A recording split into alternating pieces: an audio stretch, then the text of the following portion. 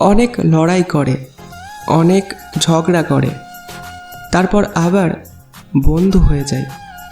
এরকমই সম্পর্ক হলো ভাই বোনের সম্পর্ক।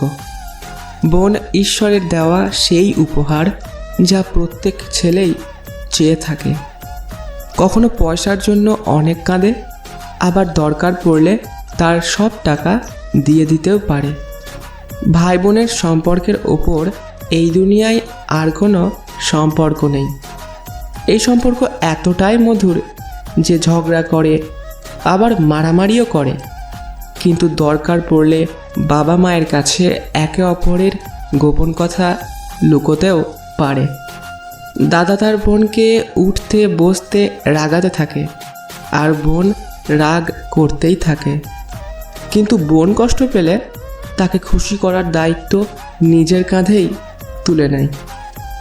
এই সম্পর্কের মধ্যে কোনো মতলব থাকে না, যা থাকে তা হলো ভালোবাসা, ভালোবাসা আর ভালোবাসা।